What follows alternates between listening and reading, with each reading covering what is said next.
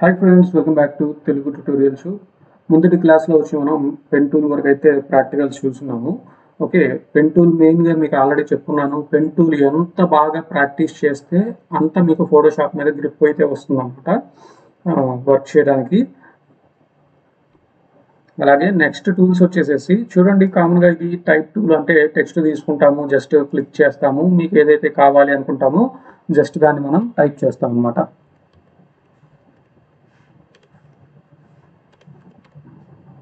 Okay, ఈ విధంగా type చేస్తాము, అది తెలిసిందే మీకు. దాన్ని సెలెక్ట్ చేసుకొని మీకు కావాల్సిన ఫాంట్ని ఇక్కడైతే సెలెక్ట్ చేసుకోవచ్చు, లేదా ఇక్కడ మనకి రెగ్యులర్ కావాలా లేకపోతే బోల్డ్ కావాలా, ఎలా కావాలి ఏంటి అనేది వస్తుంది. అంటే కొన్ని ఫాంట్స్కి మాత్రమే వస్తుంది, కొన్ని ఫాంట్స్కి ఓన్లీ రెగ్యులర్ మాత్రమే ఉంటుంది అనమాట. అలాగే ఇక్కడ సైజ్ వచ్చేసి సైజ్ సెట్ చేసుకోవచ్చు, పెంచుకోవడం తగ్గించుకోవడం. చూడండి, ఆ పర్టికులర్ ఆప్షన్స్ చేసేటప్పుడు మాత్రం మీరు టెక్స్ట్ని సెలెక్ట్ చేసుకోండి. సెలెక్ట్ చేసుకున్న తర్వాత అప్పుడు అప్లై చేయండి, వచ్చేస్తుంది. ఓకే, షార్ట్గా కావాలా స్ట్రాంగ్గా కావాలా, middle centre left centre right alignments చేసుకోవడానికి. ఓకే, కలర్ ఏది కావాలి, కలర్ మీరు ఇక్కడ నుంచి అయినా తీసుకోవచ్చు, లేదా ఇక్కడ నుంచి అయినా తీసుకోవచ్చు. ఇక్కడ నుంచి కావాలి అనుకున్నప్పుడు ఇక్కడ నుంచి కలర్ చూస్ చేసుకోండి, ఇక్కడ వచ్చేస్తుంది. అలాగే ఇవి ఆల్రెడీ మనం చూస్తున్నాము, వర్డ్ ర్యాప్ అనేది. చూడండి, మీకు ఆర్క్ లాగా కావాలనుకుంటే ఆర్క్ లాగా పెట్టుకోవచ్చు, ఫిష్ ఐ లాగా కావాలనుకుంటే ఫిష్ ఐ లాగా పెట్టుకోవచ్చు, లేదా ఫ్లాగ్ లాగా కావాలనుకుంటే ఫ్లాగ్ లాగా పెట్టుకోవచ్చు, అది మీ ఇష్టం. ఓకే, ఇవి మెయిన్గా ఉండే ఆప్షన్స్. సేమ్ ఇవే ఆప్షన్స్ మళ్ళీ ఇక్కడ వస్తాయి అన్నమాట కొన్ని. అంటే ఇక్కడ మనం సైజ్ పెంచుకోవడానికి తగ్గించుకోవడానికి, ఇక్కడ లైన్కి మధ్య గ్యాప్, వర్డ్కి మధ్య గ్యాప్ అనేవి ఇక్కడ వస్తాయి అన్నమాట. నెక్స్ట్ వన్ వచ్చేసి టోటల్ బోల్డ్ కావాలి అనుకుంటే బోల్డ్ ఇక్కడ నుంచి పెట్టుకోవచ్చు, లేదా మీరు ఇక్కడ నుంచి అయినా తీసుకోవచ్చు. అలాగే టోటల్ క్యాపిటల్ లెటర్స్ కావాలి అనుకుంటే క్యాపిటల్ లెటర్స్ తీసుకోవచ్చు, క్యాపిటల్లో స్మాల్ కావాలి అనుకున్నప్పుడు స్మాల్. ఇది సూపర్ స్క్రిప్ట్, సబ్స్క్రిప్ట్, ఇంకా అండర్లైన్, స్ట్రైక్ అవుట్, ఇవన్నీ ఆప్షన్స్ ఉన్నాయన్నమాట. మీరు వాటిని తీసుకోండి, మీకు ఏది కావాలనుకుంటే అది అడ్జస్ట్ అయితే చేసుకోవచ్చు. ఆ తర్వాత కామన్గా ఇది ఒక టైపు. ఇక్కడ మీకు ఆప్షన్ చూడండి, ఇక్కడ మీకు టెక్స్ట్లో వచ్చేసి ఓరియంటేషన్ అని ఉంది కదా, టెక్స్ట్ ఓరియంటేషన్ అనేది చేంజ్ అవుతుంది. వర్టికల్, హారిజెంటల్ కావాలంటే హారిజెంటల్గా, లేదా వర్టికల్గా కావాలనుకుంటే వర్టికల్గా మీరు టెక్స్ట్ని అటు ఇటు చేంజ్ చేసుకోవచ్చు. ఓకే, ఇలా తీసుకున్న తర్వాత ఈ టెక్స్ట్ని అయితే నేను తీసేస్తున్నాను, లేయర్ని డిలీట్ చేశాను. ఇక్కడ కింద ఇంకా ఆప్షన్స్ ఉన్నాయి. ఇక్కడ మనం ఈ రెండింటిని ఒకేసారి చేసుకోవచ్చు. ఇందాక మనం చూసాం కదా, ఇక్కడ ఈ బటన్ క్లిక్ చేస్తే ఏమవుతుందంటే వర్టికల్ అయితే వర్టికల్ అవుతుంది, లేదా హారిజెంటల్ అయితే హారిజెంటల్ వస్తుంది. తర్వాత వర్టికల్ టైప్ మాస్క్ టూల్. ఈ మాస్క్ టూల్స్ ఎందుకు ఉపయోగపడతాయి అంటే, ఇప్పుడు మనం దీన్ని తీసుకున్నాము, ఇది మనకు సపరేట్ టెక్స్ట్ లేయర్గా అయితే ఇచ్చింది. ఓకే, అలా కాకుండా నాకు టెక్స్ట్ లేయర్ కాదు, ఆ లేయర్లో లేదా మనం తీసుకున్న టెక్స్ట్లో సపరేట్ ఇమేజ్ కానీ, లేదా వేరే నాకు కావాల్సిన కలర్ని కానీ నేను ఫిల్ చేసుకోవాలి. అది ఒక ఆబ్జెక్ట్గా కావాలి, టెక్స్ట్గా కాకుండా ఒక ఆబ్జెక్ట్గా, ఒక లేయర్గా కావాలి అనుకున్నప్పుడు మీరు వీటిని వాడుకోవచ్చు అనమాట. ఫర్ సపోజ్ చూడండి, ఇప్పుడు ఇలా ఉంది కదా, దీన్ని నేను తీసుకున్న తర్వాత క్లిక్ చేశాను, ఇది వర్టికల్ ఉన్నట్టుంది.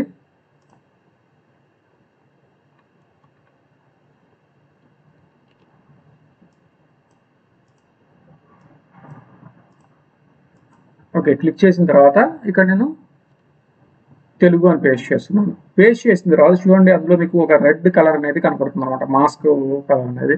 ఓకే, ఇప్పుడు నేను దీన్ని చూడండి, నేను టెక్స్ట్ టైప్ చేసేటప్పుడు మౌస్ని కొంచెం కిందకి అన్న తర్వాత మూవ్ టూల్ వస్తుంది. మీరు దాన్ని అడ్జస్ట్ చేసుకోవచ్చు, మీరు ఎక్కడికి కావాలనుకుంటే అక్కడికి పెట్టుకోవచ్చు. కానీ ఒక్కసారి మీరు ఓకే అని క్లిక్ చేసిన తర్వాత, లేదా వేరే టూల్ మీద క్లిక్ చేసిన తర్వాత ఇది సెలక్షన్గా మారిపోతుంది. అప్పుడు మనం మాడిఫికేషన్ అయితే చేయలేం. ఇప్పుడు ఇలా ఉంది, తెలుగు అని తీసేసేసి ఇంకా వేరేది పెట్టుకోవచ్చు, ట్యూటోరియల్ అని పెట్టాను. అలా మాడిఫికేషన్ మీరు ఎన్నిసార్లు అయినా చేసుకోవచ్చు, ఎప్పుడు అది టెక్స్ట్ వర్క్ జరుగుతున్నప్పుడు మాత్రమే. ఒక్కసారి మీరు ఇక్కడ క్లిక్ చేసిన తర్వాత అది చూడండి ఏమవుతుంది, నాకు సెలక్షన్గా మారిపోతుంది. ఇప్పుడు నేను ఏ మాడిఫికేషన్ అయితే నేను చేయలేను. ఓకే, అలాగే ఇక్కడ చూడండి, నార్మల్గా ఇందాక మనం తీసుకున్నప్పుడు టెక్స్ట్ లేయర్ అయితే వచ్చింది, కానీ ఇక్కడ మనకు సపరేట్ టెక్స్ట్ లేయర్ అయితే రాలేదు. ఓకే, ఇప్పుడు మళ్ళీ Ctrl D అంటున్నాను. చూడండి, మళ్ళీ తీసుకొని టెక్స్ట్ టూల్ తీసుకొని టెక్స్ట్ టైప్ మాస్క్ టూల్ తీసుకొని క్లిక్ చేశాను, తెలుగు అని పెట్టాను. మళ్ళీ ఇక్కడ చూడండి, నేను సైజ్ పెంచుతున్నాను, పెరిగింది. నాకు ఇంకా కావాలి అనుకుంటే Ctrl Shift గ్రేటర్ గాను ఓకే, తీసుకున్న తర్వాత క్లిక్ చేశాను. చూడండి ఇప్పుడు నాకు ఈ పర్టికులర్ సెలెక్షన్లో కింద ఉన్న డ్రై ఫ్రూట్స్ అనేవి కనపడాలి, మిగతా దాంట్లో నాకు అవసరం లేదు, కనపడాల్సిన అవసరం లేదు. సో ఇప్పుడు నేను ఏం చేస్తున్నాను, కంట్రోల్ షిఫ్ట్ ఐ అంటున్నాను. అంటే నేను తీసుకున్న సెలెక్షన్ అనేది ఇన్వర్స్ అవుతుంది అనమాట. ఇన్వర్స్ అయిన తర్వాత కంట్రోల్ షిఫ్ట్ ఆల్ట్ ఎన్ అన్నాను అనుకోండి, న్యూ లేయర్ అనేది వస్తుంది. న్యూ లేయర్ వచ్చిన తర్వాత నాకు కావాల్సిన కలర్ ఏదైతే ఉందో నేను దాన్ని ఫిల్ చేశాను. ఇప్పుడు చూడండి వెనకున్న డ్రై ఫ్రూట్స్ అనేవి ఆ పేరులో మాత్రమే మీకు డిస్ప్లే అవుతాయి అనమాట, ఒక జస్ట్ మాస్క్ లాగా. ఓకే, వెనకున్న వాటిని మొత్తాన్ని మూసేసాము, ఈ మధ్యలో ఉన్న దాన్ని మాత్రమే కనబడేటట్టు పెట్టుకున్నాం అనమాట. ఇలా కూడా చేసుకోవచ్చు మనం. ఓకే, ఇలా చేసుకోవడానికి. కానీ ఇప్పుడు మనం ఒక సపరేట్ లేయర్ తీసుకొని చేస్తే ఓకే, అలా కాకుండా అందులోనే చేస్తే ఏమవుతుందంటే ఆ లేయర్ మొత్తం పాడైపోతుంది. సో దయచేసి మీరు ఏదైనా వర్క్ చేసేటప్పుడు ఫస్ట్ ఆఫ్ ఆల్ ఒక న్యూ లేయర్ తీసుకొని అందులో వర్క్ చేయండి. ఇప్పుడు మనకి ఇది అవసరం లేదు, దీన్ని రిమూవ్ చేస్తే పోతుంది. కానీ ఇందులో ఫిల్ చేసామనుకోండి ఆ లేయర్లో, అప్పుడు ఆ లేయర్ మొత్తం వేస్ట్ అయిపోతుంది కదా. కంట్రోల్ జెడ్ అంటే ఒకసారి 2 సార్లు అయితే కొట్టుకోవచ్చు. ఎక్కువ సార్లు మనం సేవ్ చేసేసి వర్క్ని ఎడిట్ చేసేసి సేవ్ చేసామనుకోండి, సేవ్ చేసినప్పుడు ఏమవుతుంది, ఆటోమేటిక్గా ఏదైతే లేయర్ ఉందో అది లేయర్ సేవ్ అయిపోతుంది. అప్పుడు మనం డిలీట్ చేయడానికి కుదరదు కదా, అప్పుడు కంట్రోల్ జెడ్స్ కొట్టడానికి కూడా కుదరదు. సో ఫస్ట్ ఏం చేస్తారంటే మీరు ఏదైనా వర్క్ చేయాలి అనుకున్నప్పుడు ఒక సపరేట్ లేయర్ తీసుకొని అందులో వర్క్ చేస్తే మీరు దాన్ని రిమూవ్ అయితే చేసేసుకోవచ్చు ఆ లేయర్ వరకు. అప్పుడు మీరు ఫస్ట్ ఏదైతే ఇమేజ్ తీసుకున్నారో ఆ ఇమేజ్ క్లారిటీగా ఉండిపోతుంది, ఇబ్బంది లేకుండా మీకు.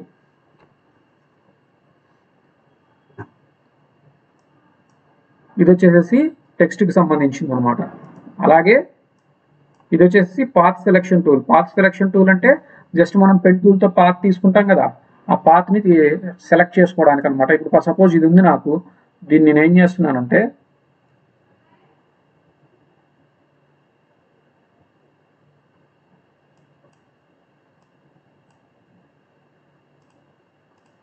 పాత్స్లోకి వెళ్ళి ఇక్కడ చూడండి make work path from selection అని ఉంది. ఇప్పుడు చూడండి దీన్ని ఇలా పాత్గా సెలెక్ట్ చేసేస్తాను. ఇప్పుడు నాకు ఈ మోడిఫికేషన్స్ చేసుకోవాలి, ఈ టెక్స్ట్లో నేను మోడిఫికేషన్ చేసుకోవాలనుకోండి. ఇప్పుడు చూడండి పాత్ సెలెక్షన్ తీసుకున్నాను, ఓకే కంట్రోల్+ అంటున్నాను, ఎందుకంటే జూమ్ చేస్తున్నాను అనమాట. జూమ్ చేసేసి ఇప్పుడు చూడండి ఇందులో ఏదైనా మోడిఫికేషన్ చేసుకోవాలి నేను.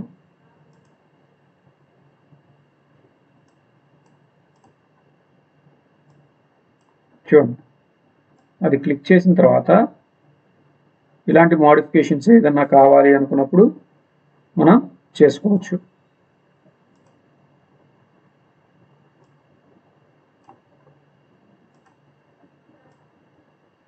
ఓకేనా, ఈ విధంగా మోడిఫికేషన్స్ చేసుకోవడానికి ఈ path selection tool, direct selection tool అనేది ఉపయోగపడతాయి. ఇప్పుడు పాత్ సెలెక్షన్ టూల్ తీసుకున్నాం అనుకోండి, ఏం జరిగింది, ఆ పాత్ని మూవ్ చేస్తున్నాం మనం. చూడండి ఒక చోట నుంచి ఇంకో చోటకి పాత్ని మూవ్ చేస్తున్నాం సెలెక్ట్ చేసుకొని. అలాగే డైరెక్ట్ సెలెక్షన్ టూల్తో మనం తీసుకున్న నోడ్స్లో ఏదైనా మోడిఫికేషన్, నోడ్ అంటే ఇక్కడ మనకు ఒక పాయింట్ లాగా వచ్చింది కదా, ఆ పాయింట్లో మోడిఫికేషన్స్ చేసుకోవచ్చు అనమాట. అలాగే నెక్స్ట్ ఇంకా వచ్చేసి మీకు ఆల్రెడీ తెలిసినవి రెక్టాంగిల్ బాక్స్ కావాలి అనుకున్నప్పుడు రెక్టాంగిల్ బాక్స్ తీసుకుంటాము. ఓకే, అక్కడ మీకు ఫిల్ కావాలా, ఫిల్ వద్దనుకుంటే ఫిల్ తీసేసుకోవచ్చు. అలాగే స్ట్రోక్ కావాలా, స్ట్రోక్ వద్దా, ఓకే ఆ స్ట్రోక్ సైజ్ అనేది ఎంత కావాలి, అలాగే స్ట్రోక్ డాటెడ్ లైనా, డాషెడ్ లైనా, నార్మల్ లైనా, మీకు ఏది కావాలనుకుంటే అది పెట్టుకోవచ్చు అనమాట. అలాగే కరువు కావాలి అనుకున్నప్పుడు మీరు కరువు కూడా తీసుకోవచ్చు. ఒక 50 కరువు కావాలనుకున్నాం అనుకోండి, 50 తీసుకున్న తర్వాత ఇప్పుడు మీరు చూడండి ఈ బాక్స్ ఎలా వచ్చింది, ఈ బాక్స్ ఎలా వచ్చింది, ఇలాగా మోడిఫై చేసుకోవచ్చు అనమాట. సేమ్ అవే ఆప్షన్స్ కింద మిగతా వాటికి కూడా వస్తాయి. ఎలిప్స్ కానీ, తర్వాత ట్రయాంగిల్ కానీ, పాలిగన్ కానీ. ఓకే, పాలిగన్ తీసుకున్నప్పుడు పాలిగన్ ఇక్కడ మోడిఫికేషన్ చేసుకోవచ్చు. అలాగే ఇక్కడ ఎన్ని సైడ్స్ కావాలి, 1 2 3 4 5 సైడ్స్ వచ్చినాయి. నాకు 7 సైడ్స్ కావాలి అనుకుంటే 7 తీసుకొని జస్ట్ ఓకే అనండి. మీకు ఇప్పుడు కౌంట్ చేసుకోండి, 1 2 3 4 5 6 7. ఇలాగ మనం సైడ్స్ని కూడా పెంచుకోవచ్చు, తగ్గించుకోవచ్చు, మోడిఫై చేసుకోవచ్చు అనమాట. అలాగే కస్టమ్ షేప్స్ ఉంటాయి, ఆ కస్టమ్ షేప్స్ మీరు కూడా క్రియేట్ చేసుకోవచ్చు. అలాగే ఇప్పుడు నాకు ఒక ఇష్టమైన షేప్ నాకు దాన్ని తీసుకుంటున్నాను, ఇలా తీసుకున్నాను.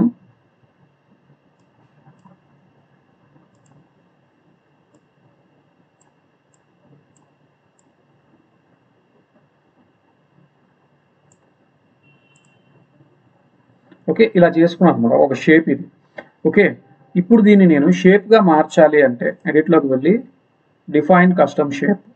ఓకే, ఆ షేప్ ఒక పేరు ఇవ్వండి. మీరు పేరు ఇచ్చేసి ఓకే అంటే అది షేప్ వచ్చేస్తుంది.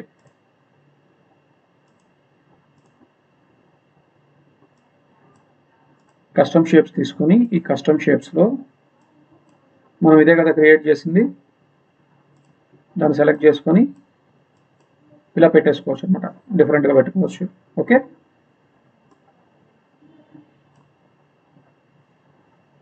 ఇది ఇలా డిఫరెంట్గా షేప్స్ డిజైన్ చేసుకోవచ్చు, ప్యాటర్న్స్ డిజైన్ చేసుకోవచ్చు, బ్రషెస్ డిజైన్ చేసుకోవచ్చు అనమాట. ఓకే,